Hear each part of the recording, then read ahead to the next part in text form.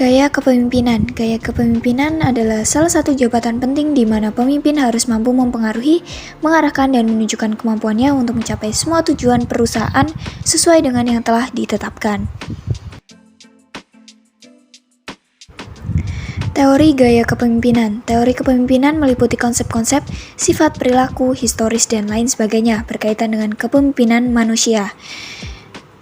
Yaitu ada 6, autokratis, sosiologis, suportif, laissez-faire, kelakuan pribadi, dan sifat.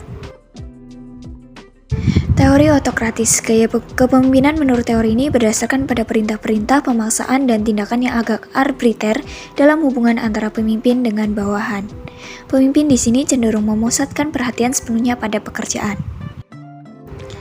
Teori psikologis. Gaya kepemimpinan ini menyatakan bahwa fungsi seorang pemimpin adalah mengembangkan sistem motivasi yang terbaik. Pemimpin merangsang bawahan untuk bekerja, mencapai tujuan organisasi, serta mencapai tujuan pribadi mereka. Teori sosiologis. Teori ini mengasumsikan bahwa gaya kepemimpinan mencakup upaya untuk melancarkan kegiatan pemimpin dan berusaha untuk menyelesaikan konflik organisasi di antara pengikut. Pemimpin menetapkan tujuan dengan melibatkan pengikut dalam proses pengambilan keputusan akhir. Teori suportif. Teori ini menyatakan bahwa pemimpin berasumsi bahwa pengikutnya ingin melakukan yang terbaik dan bahwa dia dapat memimpin lebih baik dengan membantu upaya mereka. Untuk melakukan ini, pemimpin menciptakan lingkungan kerja yang memperkuat keinginan setiap pengikut untuk melakukan pekerjaan sebaik mungkin. Teori laissez-faire. Menurut teori ini, seorang pemimpin memberikan kebebasan sebanyak mungkin kepada pengikutnya dalam mendefinisikan aktivitas mereka. Dia tidak berpartisipasi atau jika dia berpartisipasi, partisipasi hampir tidak ada artinya. Teori kelakuan pribadi. Pendekatan ini melakukan apa yang pemimpin lakukan dalam hal kepemimpinan. Salah satu kontribusi penting dari teori ini adalah bahwa seorang pemimpin melakukan tindakan-tindakan yang identik dalam setiap situasi yang dihadapinya. Teori sifat. Banyak upaya telah dilakukan untuk mengidentifikasi kualitas kepemimpinan yang digunakan untuk menjelaskan dan memprediksi keberhasilan di bidang kepemimpinan. Beberapa kualitas yang dianggap dimiliki oleh seorang pemimpin antara lain kecerdasan, inisiatif, energi, atau rangsangan. Gaya kepemimpinan. Gaya kepemimpinan demokratis. Gaya kepemimpinan ini bersifat aktif, dinamis, dan terarah. Gaya kepemimpinan otoriter. Kepemimpinan ini menempatkan satu orang menjadi pengendali suatu organisasi. Gaya kepemimpinan bebas. Kepemimpinan ini memberi kebebasan sepenuhnya. Ohio State University. Studi dari Ohio University adalah salah satu teori yang paling tua yang dilakukan pada tahun 1949. Ada dimensi consideration, dimensi initiation structure. Kemudian University of Michigan. Studi ini memfokuskan diri pada hubungan antara perilaku dengan pemimpin, proses kelompok, dan pengukuran kinerja kelompok.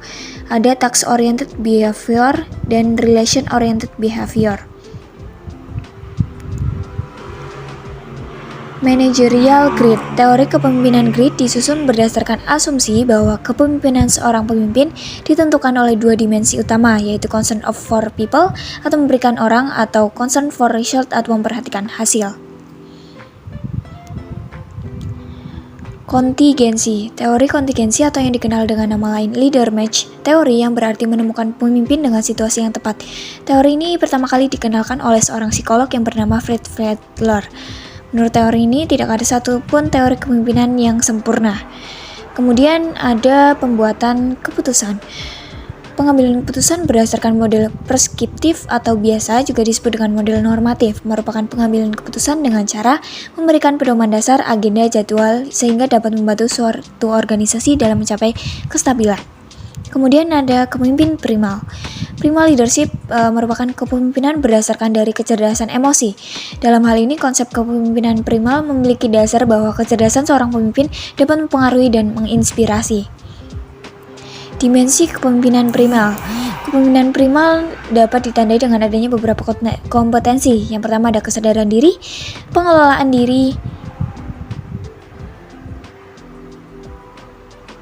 kemudian ada kesadaran sosial, pengelolaan relasi,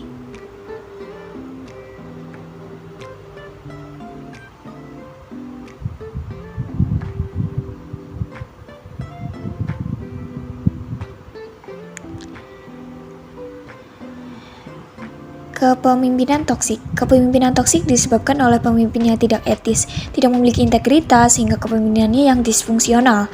Dengan bahasa lain, kepemimpinan toksik adalah kondisi di mana seorang pemimpin melakukan banyak tindakan yang tidak seharusnya dilakukan oleh seorang pemimpin. Beliau karakteristik dari kepemimpinan toksik.